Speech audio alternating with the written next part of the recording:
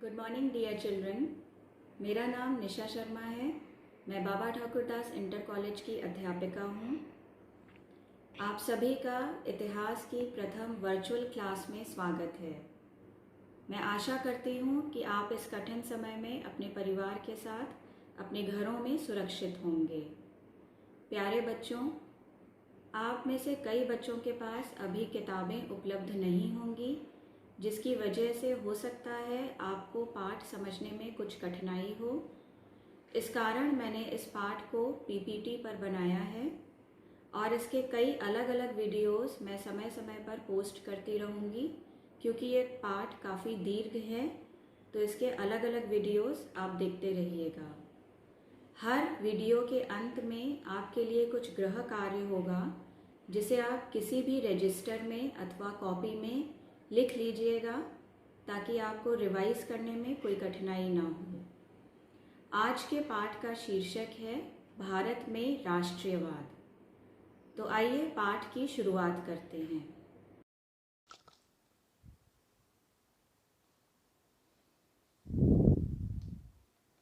भारत में राष्ट्रीयवाद। बच्चों, पहले राष्ट्रवाद का अर्थ समझते हैं। राष्ट्रवाद की भावना तब पनपती है जब लोग ये महसूस करने लगते हैं कि वे एक ही राष्ट्र के अंग हैं। तब वे एक दूसरे को एकता के सूत्र में बांधने वाली कोई साझा बात ढूंढ लेते हैं। सामूहिक अपनेपन की यह भावना संयुक्त संघर्षों से पैदा हुई थी। इतिहास व साहित्य, लोक कथाएं व गीत, चित्र व प्रतीक सभी ने राष्ट्रवाद को साकार करने में अपना योगदान दिया था। 1915 से 1931 यह प्रथम चरण कहलाया था और यह असहयोग आंदोलन तक का गांधी युग का प्रथम चरण था। 1915 के बाद का युग गांधी युग के नाम से जाना जाता है। गांधी जी ने इस पूरे काल में भारतीय राष्ट्रीय आंदोलन को नई दिशा दी और संचालित किया। गांधी जी 1915 में दक्षिण अफ्रीका से वापस भारत आए थे। 20वीं सदी के प्रारंभिक वर्षों में भारतीय परिस्थितियां क्या थीं और इनका समाज व अर्थव्यवस्था पर क्या प्रभाव पड़ा, इसे समझते हैं। इसके कारण रक्षा व्यय में भारी इजाफा हुआ था। बच्चों, जो प्रथम विश्व युद्ध हुआ था 1914 से 1919 तक, इस वजह से रक्षा व्यय काफ़ी बढ़ चुका था और इस खर्चे की भरपाई करने के लिए युद्ध के नाम पर अंग्रेज़ों ने कर्जे लिए और करों में वृद्धि कर दी थी। सीमा शुल्क बढ़ा दिया गया और आयकर शुरू कर दिया गया था। ये एक नए तरह का कर था जिसे पहली बार भारतीयों को देना पड़ा था। युद्ध के दौरान कीमतें तेज़ी से बढ़ रही थीं।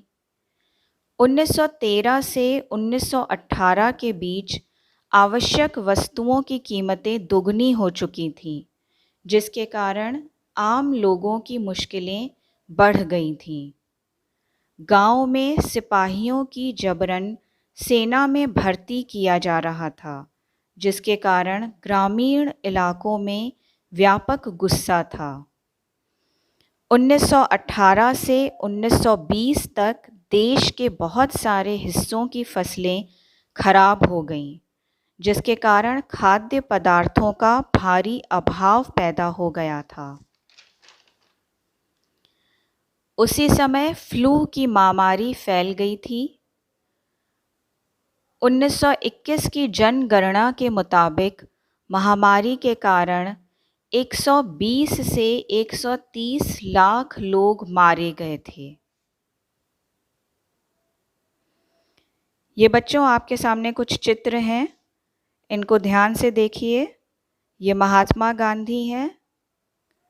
महात्मा गांधी ने आंदोलन जब शुरू किया था तो देश के कई सारे हिस्सों से कई सारे लोग उनको सुनने आते थे।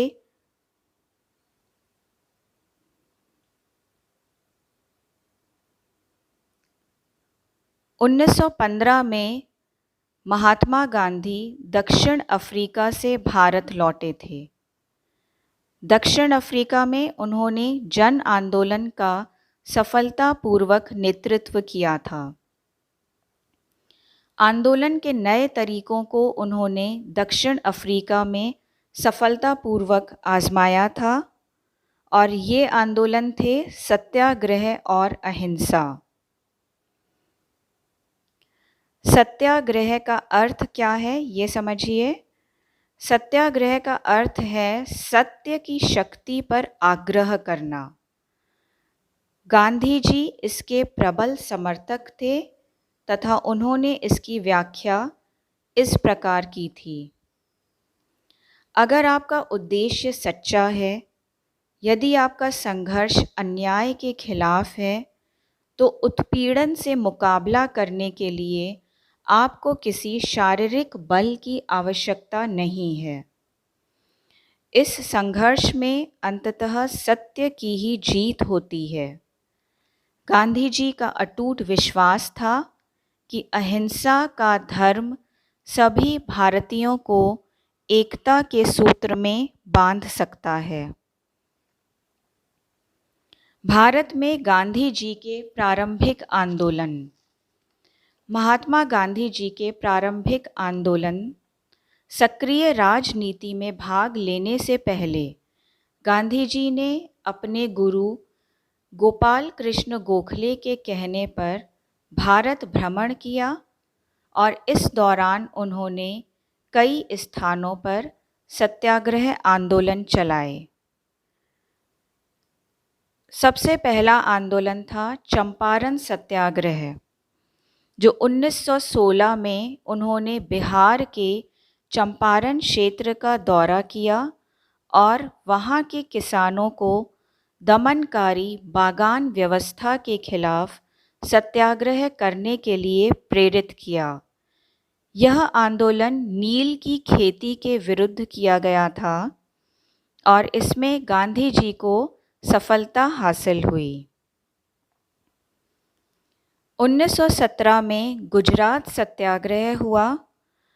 1917 में गुजरात के खेड़ा जिले में किसानों की मदद के लिए सत्याग्रह किया गया, क्योंकि फसल खराब हो जाने और प्लेग की महामारी के कारण किसान लगान नहीं चुका पा रहे थे, जबकि सरकार उनसे जबरन लगान वसूल कर रही थी। 1918 अहमदाबाद सत्याग्रह। 1918 में अहमदाबाद के सूती कपड़ा कारखानों में कार्य करने वाले मजदूरों के हितों की रक्षा के लिए उन्होंने सत्याग्रह आंदोलन किया। इन सभी आंदोलनों में उन्हें सफलता मिली, जिस कारण आम आदमी में उनकी अलग पहचान स्थापित हुई। बच्चों, आज का पाठ हम लोग यहीं समाप्त करते हैं। आप अपना एक रजिस्टर और पेन ले लीजिए और अपना गृह कार्य नोट कर लीजिए।